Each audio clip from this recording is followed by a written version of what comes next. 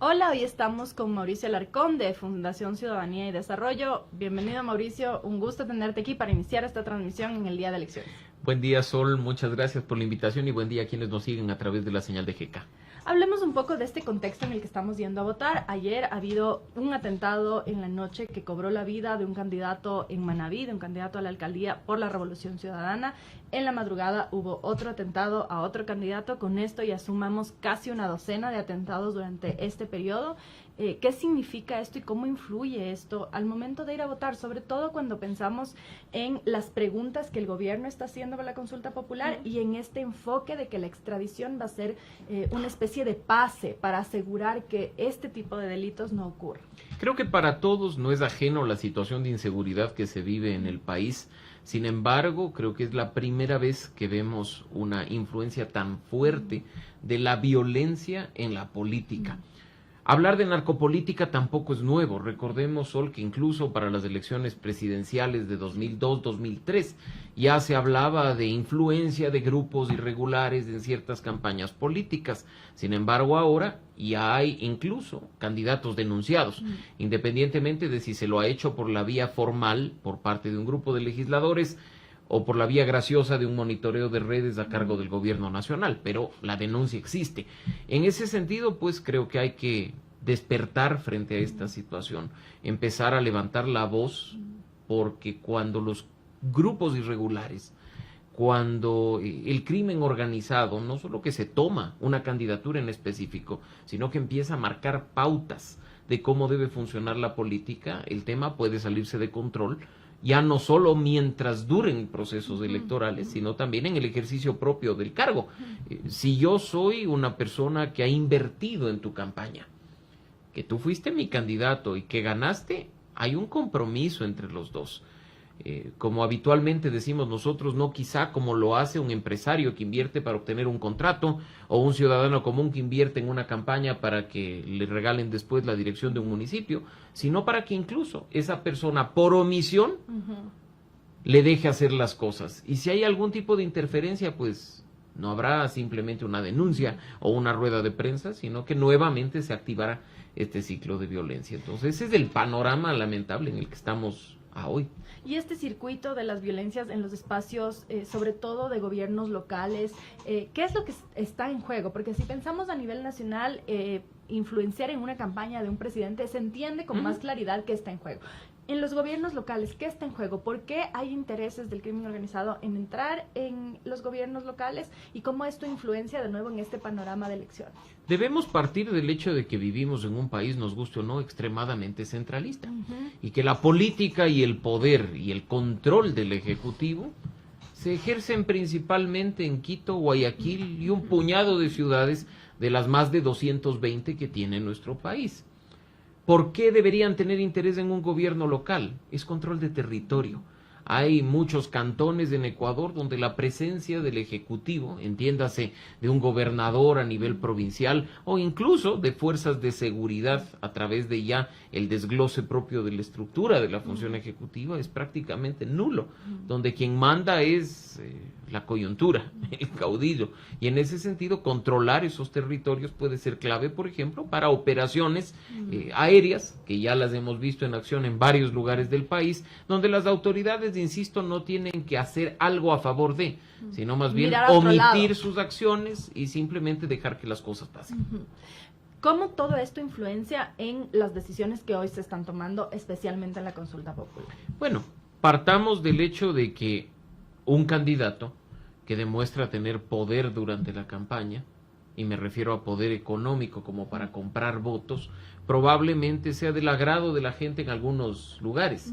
No se ha hecho, lamentablemente, un estudio de lo que podría significar la extorsión, la compra de votos efectivamente en ciertos lugares donde la presencia de la narcopolítica ya es bastante obvia, pero mira que en el barómetro de la corrupción que presentamos nosotros la semana pasada, como tú conoces, la cifra escandalosa es que un 15% de las personas que participan del estudio te dicen que alguna vez, durante el último periodo, alguien les ofreció directamente dinero o algún otro tipo de regalito a cambio de su voto. es una cifra que parece pequeña, pero no lo es. Porque, y que puede ir en aumento. Y que puede aumentar, efectivamente. Y creer además, en línea con lo que tú incluso al inicio decías, que con la consulta popular, que es en realidad un referendo constitucional, tenemos una varita mágica para que mañana se acaben las cosas, lamentablemente no es cierto. La pregunta... ¿Pero crees que esa sea una percepción de la gente? Porque finalmente en la narrativa del gobierno un poco ha sido como, déjennos trabajar por la inseguridad. Y puede ocurrir, te pregunto a ti, que la gente, sobre todo la gente que no lee la letra chica, que es la mayoría de la gente... Y que está bien chica en la papeleta, déjame decir. Porque además requiere bastante interpretación, ¿no? No solamente es tan fácil de comprender. Pueda esperar que mañana pasa la consulta, especialmente el tema de la extradición, y entonces los sicarios, los violadores, los asesinos van a salir en bandada fuera del país y aquí las cárceles se quedan vacías. La campaña nos deja una deuda enorme en materia del referendo, tanto del un lado como del otro. Han manipulado información, han distorsionado información y han tratado de convencernos de cosas que no tienen pies ni cabeza. Como tú bien dices, por desgracia, la mayoría de personas en este momento no quiere perder la esperanza de que el país cambie y probablemente así plasma el resultado. Otros, en cambio, manifestarán su animadversión con el gobierno de turno. Creo que pocos seremos los que separamos las dos cosas, leemos los anexos y vemos qué es viable, qué es posible y qué es óptimo para no estar en 4 años nuevamente acá analizando contigo una nueva consulta, producto del ingenio de algún iluminado en el poder. En es ese recurrente sentido, además, ¿no? En ese sentido, en cuanto al tema de extradición, mira que nos dijeron, por ejemplo, que estaba incluido el tema de la corrupción. No está. Que van a poder extraditar corruptos cuando ni en la pregunta, ni en el contenido del anexo 1, se topa el tema de corrupción. Cuando además hay una confusión en el electorado respecto a quién extraditar y cómo extraditar.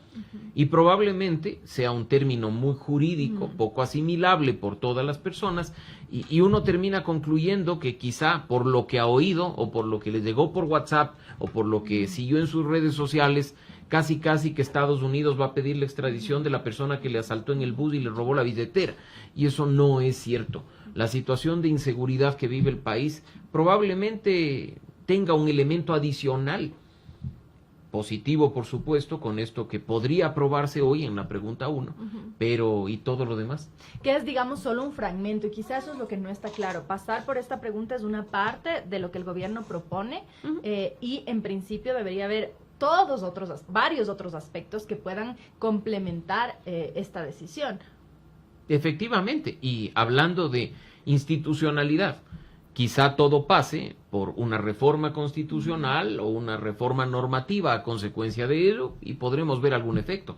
Pero cuando hablamos de cuestiones como la inseguridad, se puede empezar con una pregunta en el referendo, se tiene que continuar, como el propio anexo dice, con reformas normativas, pero sobre todo hay varios temas que tienen ya una acción directa del Ejecutivo, desde la creación de la política pública, que se deriva en planes, programas, actividades concretas. Que ataquen de raíz, además. Y que incluso van al ciudadano en su más mínima esencia, que son los planes locales de seguridad que deberían generalmente... Que la OPC de la esquina tenga presupuesto, por ejemplo. Y el tema presupuestario, porque puedes tener la mejor política pública, puedes tener la mejor programación de actividades en materia de seguridad, que si no se asignan los recursos para que se pueda hacer algo, difícilmente se va a combatir el mal. Y un detalle no menor, Sol, que en esta semana a propósito del barómetro de la corrupción veníamos analizando, es que muchas veces la seguridad es vista únicamente desde la óptica de las fuerzas del orden. Sí, entonces el problema de la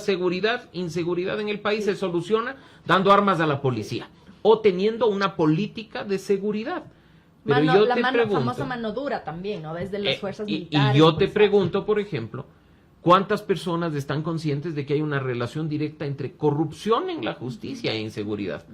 Porque la impunidad, ahí sí, en el que le roba a usted el teléfono mientras maneja o el que le mete la mano a la mochila y le jala la billetera mientras va en el transporte público, eso tiene una relación, porque no denuncie. Claro. ¿Para qué va a denunciar? Claro. ¿Qué proceso se expone porque además el ladrón ya le tiene identificado y capaz que después toma represalias, no denuncie. O si denuncia, que es otro de los datos alarmantes, la gente dice, no se mueven las autoridades, no hay justicia. Entonces el ladrón que sabe que roba y sigue impunemente transitando en el país, va a seguir haciéndolo. Así es que hay relación de muchos otros elementos que no están siendo vistos y que atacan o deberían atacar idealmente un problema integral de la seguridad por el que pasan incluso las instituciones. Y justo hay otra duda sobre el proceso, ahora estamos hablando de la extradición, ahora vamos a hablar de las otras, pero sobre la extradición, ¿no será que solamente aumenta la tarifa después para comprar los jueces una vez que ocurra la extradición? Porque finalmente la decisión es de la justicia ecuatoriana, primero tiene que pasar por el Ejecutivo, si entiendo bien que es el último nivel de autorización para que se extradite. ¿No será que solamente aumenta la tarifa? Porque con una justicia tan frágil estamos entregando la posibilidad de que sean esos jueces finalmente quienes decidan las amenazas del dinero, etcétera. ¿No es esa una duda en este caso? Totalmente, y mira que va de nuevo, se ve las distintas aristas que adopta el tema de la inseguridad. Tú acabas de volver a llegar a esa fibra de la justicia de la que muy poco se habla. ¿Quién nos quita que después los jueces, la función judicial encargada efectivamente de viabilizar extradición, no simplemente eleva la tarifa? Y peor todavía si de por medio tenemos autoridades que incluso desconocen, como lo hemos visto en la última cadena nacional, quién es el responsable de un dictamen abstentivo y de decir que la persona no tiene responsabilidad. A mí me ha resultado especialmente chocante escuchar a un presidente de la República irse contra un juez o una jueza que poco o nada puede decidir si es que el fiscal no acusa. Ese desconocimiento de la ley, que muchas veces suena bonito en el mensaje presidencial y que la gente dice sí, abajo los jueces, lo que está haciendo en definitiva es no comprender el problema para no implementar efectivamente la solución. Incomprensión, para que sea aún más confusa para la gente. Y se confunde a la ciudadanía y las consecuencias son las que tenemos ahora. Y con esta lógica, con este paraguas, hay la segunda parte de esta discusión un poco sobre el referéndum, que es el rol que el gobierno pretende darle a la fiscalía. El gobierno, digo, porque son los que están impulsando el referéndum. ¿Cómo ves tú este rol atado a todo esto que hemos discutido? ¿Qué pasaría con la fiscalía? ¿Cómo sería ese rol en este contexto? Partamos de que la Constitución consagra autonomía de muchas instituciones. Autonomía del Consejo Nacional Electoral y autonomía de la Fiscalía. Pero una autonomía que no es llevada a la práctica y que se queda solo en el papel no sirve. En eso coincidimos con el Gobierno Nacional, por supuesto. Cuando se genera o se crea la estructura institucional actual a partir de la Constitución del año 2008, lo que se hace es crear un Consejo de la Judicatura. Recordarás tú que incluso a través de un referendo en 2011 se cambió su integración y su forma de designación, pero que tiene a cargo la administración de los recursos humanos, materiales, tecnológicos, no solo de jueces, sino también de fiscales e incluso de defensores públicos. En ese sentido es que a cargo de la Judicatura, hasta el día de hoy, se encuentran los procesos de evaluación, ascenso, ingreso a la carrera fiscal. Son concursos que los organizan para los jueces también.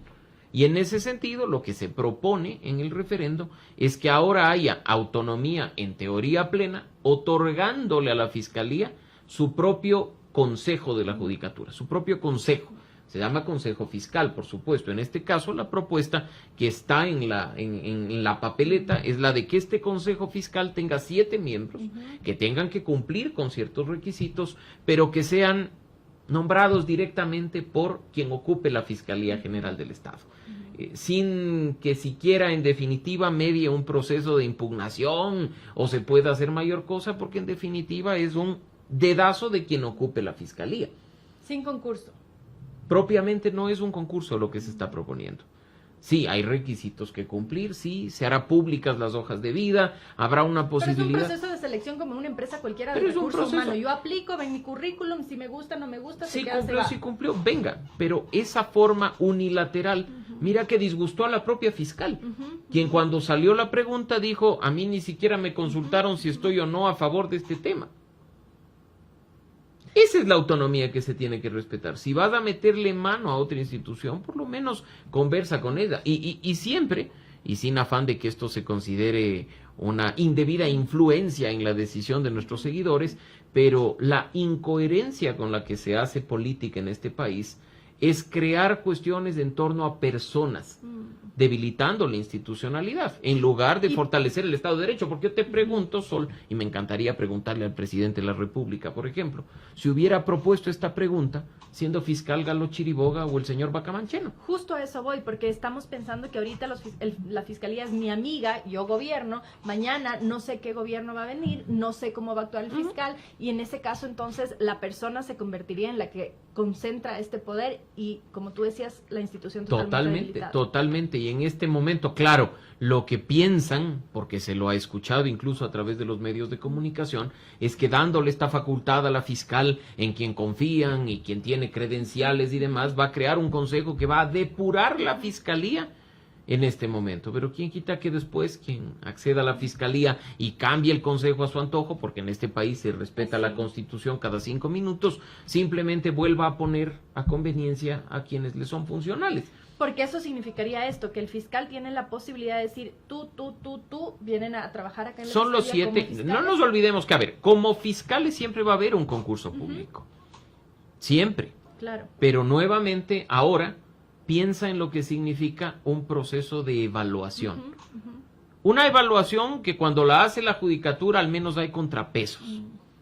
Porque son 5 miembros, porque están representantes de varias funciones del Estado. Evaluación que ha sido muy criticada por organizaciones de veeduría como la nuestra, la evaluación a la Corte Nacional de Justicia. Pero que mal o bien hay, como digo, un contrapeso, un proceso público. Aquí todo es dentro de la fiscalía. Ahora es todo con un grupo puesto prácticamente a dedo por parte de la fiscal, si es que efectivamente se aprueba esa pregunta. ¿Habrá concurso para acceder a la fiscalía? Sí, eso es algo que no va a cambiar. Pero habrá que ver al menos qué van a hacer estas personas que van a ser designadas y puestas a dedo por la fiscal en definitiva. Yo, como digo, habrá que ver los resultados. Incluso, y esto se aplica para todas las 8 preguntas sin excepción, porque en nuestro país, si bien es cierto que en función de un resultado positivo, las 8 preguntas y sus anexos, una vez publicados en el registro oficial, cambian automáticamente el texto constitucional. Habrá que esperar a las reformas legales para que pueda efectivamente implementarse aquello que probablemente los ecuatorianos aprueben hoy. Y que tiene además que ser viabilizado por la Asamblea Nacional, y ahí entramos a la tercera parte, que es esta parte de la institucionalidad, que parece ser el meollo de la propuesta del gobierno y que pretende cambiar la forma en cómo se eligen ciertas autoridades, Contralor General, Procurador, etcétera, que hoy están en manos del Consejo de Participación Ciudadana y Control Social. La propuesta del gobierno es retirarle la capacidad de nombrar funcionarios a este Consejo de Participación Ciudadana, que ya ha sido cuestionado, que tiene además, veremos varios procesos, la renovación parcial de 4 años perdidos, como hablábamos el otro día. Exactamente. ¿Qué pasaría si es que esta parte de la consulta o del referendo se cambia y las autoridades se empiezan a elegir de una forma distinta? Porque el Consejo se ha desprestigiado solo tanto que mucha gente podría decir, sí, ya, que le quiten las autoridades sin pensar mucho más. ¿Qué pasaría si es que se viabiliza esto? No, bueno, habemos quienes insistiremos en que esa institución tiene que desaparecer. Sabemos que no va a morir el Consejo de Participación ni por un referendo ni por un proceso de reforma parcial. Lamentablemente los candados constitucionales forzan a que haya una suerte de asamblea constituyente para que esto pase, sí, pero lo cierto es que la institución en estricto sentido es inútil. Es una institución que ha demostrado únicamente servir a los intereses partidistas, y en este caso no es la excepción. Tú dices, probablemente la gente hastiada, al igual que estaba hastiada hace 4 años, vaya y diga así, que cambie la forma de elección de los miembros del Consejo y de designación de autoridades. Que primero es regresar a la elección que teníamos antes. Con el presidente Moreno, él convocó a una consulta popular y entonces empezamos a elegir a los miembros del Consejo de Participación Ciudadana con votación, es decir, como lo vamos a hacer hoy. Y el gran detalle que hay que tener en cuenta es que hoy 7 personas van a ser electas para formar parte de un Consejo de Participación. Pase lo que pase. Que va a seguir existiendo.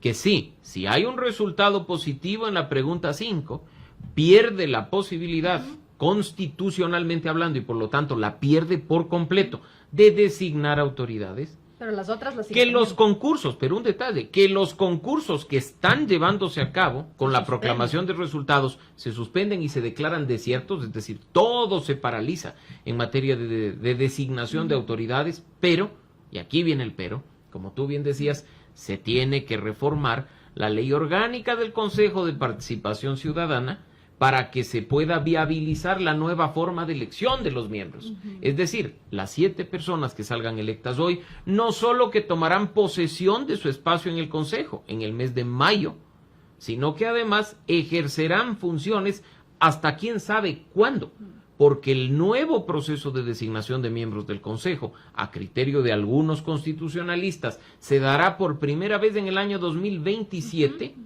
En lo personal, creo que al menos pasarán 2 años, porque hay que esperar esas reformas. Y obviamente, si una organización política obtiene un resultado positivo respecto de sus candidatos en el Consejo, no va a dar sus votos para una reforma. Es decir, todavía va a haber ahí un muñequeo político posterior, porque no es de esta idea nuevamente de que ahorita elegimos a los vocales del Consejo de Participación Y ni Ciudadana. siquiera se posesionan. Exacto, No, sí se no es así, posesionan, sí ejercen su cargo. Efectivamente, y pues además, insisto, hay que tener en cuenta ese pequeño detalle de que continuamos con una transición enorme en las instituciones, con ese encargo que continuará en Contraloría, en Defensoría Pública, en Defensoría del Pueblo, como la propia Corte Constitucional lo ha anticipado, siquiera por 2 años. Eso significa que el Contralor que hoy está en funciones, que además es del subrogante, por ejemplo, ¿no? Sí. Quedará legitimado de ganar hoy el sí en la pregunta 5, con un encargo ratificado en voto popular durante al menos, diría yo, 1 año y medio, 2 años más. Entonces, finalmente, estos cambios que se está proponiendo ahorita no es tampoco que se van a aplicar de forma inmediata, No, requieren además que la Asamblea trabaje para proponer el marco legal, ¿no? Y quizás en eso fue muy hábil en su momento Lenín Moreno. No solo en la redacción de los anexos de las preguntas de 2018, donde a la Asamblea le pusieron prácticamente una pistola en cuanto a la aprobación de las reformas normativas que eran necesarias, sino en vincularle al proceso y hacer evidente que se requería de la Asamblea, de tal forma que la gente estuvo pendiente de lo que pasaba ahí. En este proceso, lamentablemente, eso no se ha visto. Se ha sobredimensionado la expectativa de muchos en cuanto a que todo, con un chasquido de dedos el día de mañana, en función del resultado, va a cambiar. Y probablemente eso termine pasando factura al gobierno, que no sabrá cómo responder a las expectativas de la gente, seguramente. Y ese es el otro tema, que una vez que pase la consulta o el referéndum, una vez que se obtengan los resultados, y la respuesta es sí, mayoritariamente, hay una gestión de expectativas que podría explotarle al gobierno en la cara. ¿Cómo ves eso? Y no importa si el sí gana abrumadoramente o gana por un voto, simplemente en este caso, de ganar el sí, entra automáticamente en vigencia el cambio constitucional.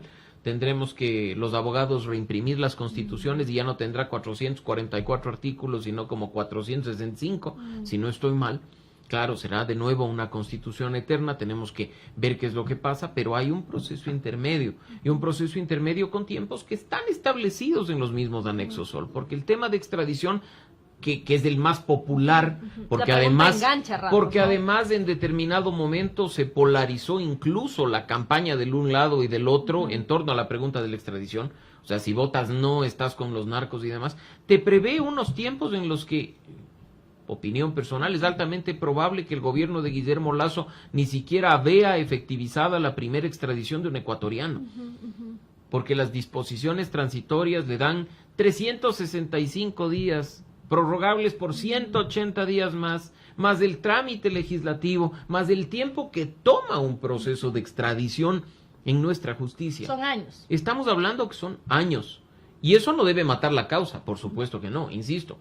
Yo estoy a favor del tema de la extradición, en este caso ecuatorianos vinculados a esos delitos, pero de nuevo a la gente hay que hablarle con claridad, para que saque conclusiones en función de la información, que no se le distorsione y que el debate no quede en algo tan superficial como si votas de una forma eres narco o eres antipatria, y si formas de otra, votas de otra, le estás haciendo el juego al gobierno.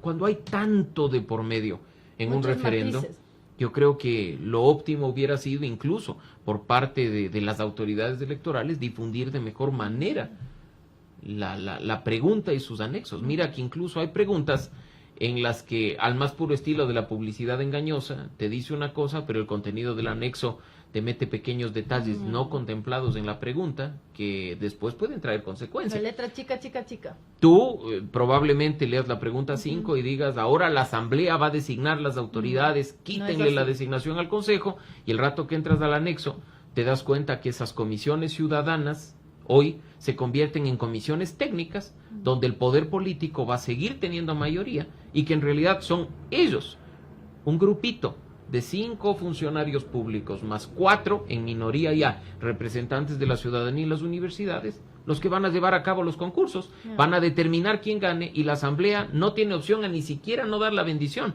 O sea, no es que va a ejercer tampoco su rol político. No, porque como tal. el informe de la comisión técnica, según el anexo, es vinculante. Entonces la asamblea solo podrá ratificar lo actuado por la comisión o ser sancionada por omisión después de un tiempo, entrando automáticamente en aprobación a aquello que la comisión ha señalado. Y mira tú que en esa pregunta ni siquiera se menciona el término comisión. Claro. Entonces, eso es lo que vamos a Pero empezar a ver. Entonces, ¿no? Vamos a empezar a ver, creo, solo el día de mañana. Y por supuesto, lo óptimo no es acá ni echarle la culpa a nadie a favor de lo uno o de lo otro. Lo óptimo es empezar a vigilar, incluso que las expectativas de la gente puedan ser aterrizadas de la mejor manera, de ganar el sí, en las normas que permitirán que esos cambios se viabilicen. Y ya un poco terminando, Mauricio, nos preguntaba alguien que está viéndonos ahorita sobre la extradición, que si es que la extradición en efecto funciona, ¿por qué Colombia y México siguen teniendo esos niveles de criminalidad tan altos? Y comparto esa duda, porque sí, te ponen de ejemplo y te dicen el Chapo Guzmán fue extraditado y está este rato purgando sus penas en los Estados Unidos.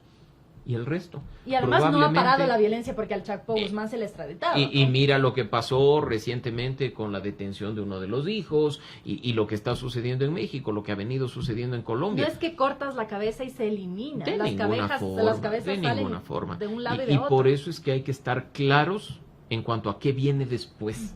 Y por eso es que en este caso, además, cuidado, y el gobierno, en caso de ganar el sí, esto toma como que fuera un cheque en blanco para en los próximos 2 años hacer lo que le venga en gana. O que la Asamblea Nacional, de ganar el no, crea que... No, tampoco. Aquí hay una ciudadanía que, independientemente de que haya o no ha leído el anexo, está pendiente de lo que pase mañana y está pendiente de lo que le dijeron que podía pasar si ganaba la una opción y ganaba la otra. Y nos corresponde a quienes estamos de este lado, del de la sociedad civil, del periodismo de investigación, del periodismo responsable, empezar a aterrizar los temas por el bien del país y a canalizar de mejor manera soluciones que incluso deben ir mucho más allá del referéndum.